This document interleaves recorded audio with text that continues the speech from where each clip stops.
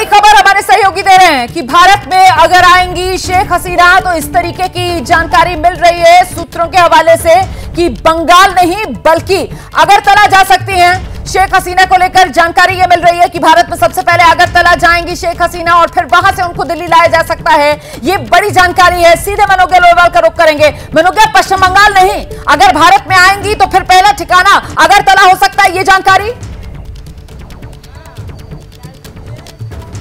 जी बिल्कुल, उसका कारण ये है क्योंकि उनके चॉपर से उन्हें नियरेस्ट प्लेस पर ले जाया जाएगा और दोनों में से सेफर लोकेशन बंगाल या फिर त्रिपुरा, क्योंकि बांग्लादेश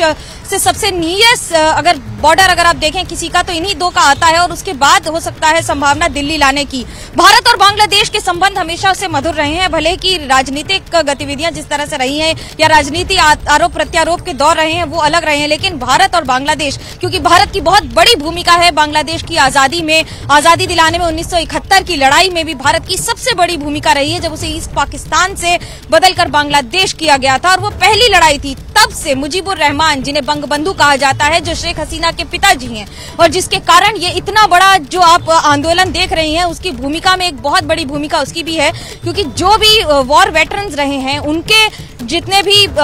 रिजर्वेशंस रहे हैं, जो सिविल जॉब्स में रिजर्वेशंस रहे हैं, उसी मुद्दे पर ये लड़ाई शुरू हुई। और पिछले एक महीने से जिस तरह से बांग्लादेश लगातार चल रहा है और उसके साथ साथ विरोध गतिविधियां इस तरह आ गई कि आज गण भवन, जो कि प्रधानमंत्री का घर है, प्रधानमंत्री कार्यालय पीएमओ उनका घर है, वहां पर जनता की भीड़ उमड़ती नजर आई और उनके हाथ में लगभग सब कुछ था ये बताने के लिए कि किस तरह से इस समय मौजूदा सरकार का विरोध हो रहा है। प्रधानमंत्री को अब सुरक्षित स्थान पर पहुंचाना किसी भी राज्य की देश की जिम्मेदारी होती है। जब तक उन्होंने इस्तीफा नहीं दिया, फिलहाल ये कहा जा रहा है कि उन्होंने इस्तीफा दे दिया है और उसके बाद उन्हें अब दूसरे देश ले जाने की तैयारी हो रही है, क्योंकि अपने देश में ही ये माना जा रहा है कि उनकी जान को खतरा हो सकता है। बिल्कुल, वो कहते हैं ना कि सरकारें जो है वो इकबाल से चलती हैं और बांग्लादेश से इस वक्त ये जो तस्वीरें आ रही हैं ये बता रही हैं कि इस तरीके से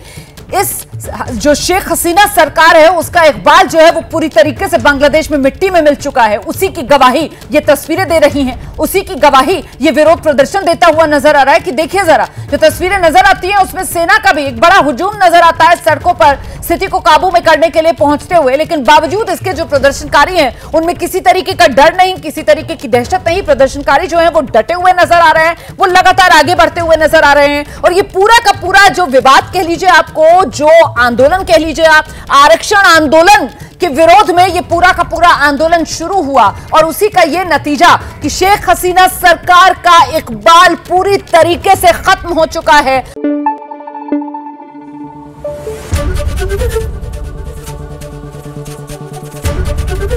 एबीपी न्यूज आपको रखे आगे।